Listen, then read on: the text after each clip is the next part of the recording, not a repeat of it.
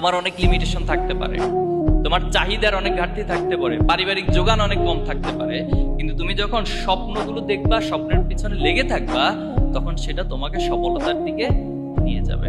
Thomas Alva এডিসনের উদাহরণটা আমরা দেখতে পারি। তিনি 10,000 বার ব্যর্থ চেষ্টা করেছেন বৈদ্যুতিক বাল্ব আবিষ্কার করতে গিয়ে, এবং প্রতিবার তিনি ব্যর্থ হয়ে, তিনি এটাকে ব্যর্থতা বলেন নাই, তিনি ওনার জন্য শিক্ষা বলেছেন, এবং সেখান থেকে শিখে 10,000 বারের পরে তিনি এই বৈদ্যুতিক বাল্ব আবিষ্কার করেছেন।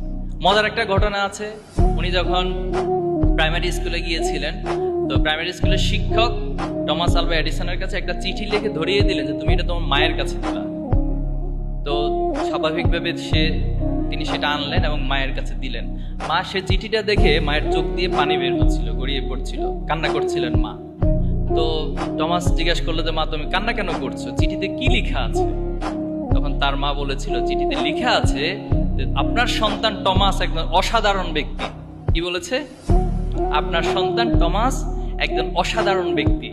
মায়ের কাছ থেকে এই কথা শোনার পর তার ভিতরে একটা উদ্দীপনা কাজ করলো যে আমার শিক্ষক আমার সম্পর্কে এই ধারণা রাখে, আমার মা আমাকে জিনিসটাকে এত চমৎকারভাবে প্রেজেন্ট করেছেন, তার মানে আমাকে সমাজে, পৃথিবীতে একটা অসাধারণ কিছু হয়ে দেখাইতে হবে। পরবর্তীতে যখন তিনি সফল হইলেন, পৃথিবীবাসীকে পরিচিত পাইলেন, তখন তিনি ওনার মায়ের চিঠিটা কালেক্ট করছেন, খুঁজে পাইছেন। খুঁজে পেয়ে তিনি চিঠিতে দেখছেন যে ওনার মা বলেছেন যে টমাস একজন অসাধারণ ব্যক্তি। আসলে চিঠিতে কি লেখা ছিল? চিঠিতে লেখা ছিল, শিক্ষক বলছেন যে আপনার সন্তান একজন অপদার্থ, তার মতো এত মেধাহীন ছাত্র আমাদের ক্লাসে আর নাই, তাকে মেহেরবানি করে এই প্রতিষ্ঠান থেকে আপনি নিয়ে যান। তার মা যদি ঠিক ওই মুহূর্তে এই কথাগুলোই তার সন্তানকে বলতো, তাহলে আজকে হয়তো তিনি টমাস আলভা এডিসন হইতে পারতেন না।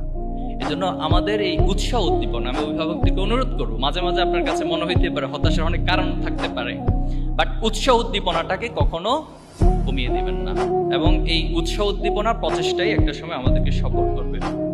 ইমাম বুখারী রাহিমাহুল্লাহ, তিনি বুখারী শরীফের মতো পৃথিবীর সেরা হাদিস গ্রন্থ সংকলন করেছেন, অথচ তিনি এমন অবস্থা ছিল, দারিদ্রতার কারণে বই কিনে যে পড়বেন সে পড়ার মতো সামর্থ্য ছিল না। তিনি সব জায়গায় শুনে শুনে হাদিসগুলো মুখস্থ করে নিতেন। আজকে তিনি ইসলামী শরিয়ার ক্ষেত্রে, হাদিস শাস্ত্রের ক্ষেত্রে কত বড় ভূমিকা রেখেছিলেন, শুধুমাত্র ওনার আপ্রাণ প্রচেষ্টার কারণে। আমরা ইবনে সিনার কথা নিঃসন্দেহে জানি, চিকিৎসা বিজ্ঞানে তিনি অসাধারণ অবদান রেখেছেন। ক্যানন অফ মেডিসিন, ওনার যে রচিত বই, সেটাই চিকিৎসা বিজ্ঞানের একটা আমূল পরিবর্তন ঘটিয়ে দিয়েছে পুরো পৃথিবীতে। অথচ সেই ইবনে সিনাও তার পারিবারিকভাবে খুব দারিদ্র ছিলেন।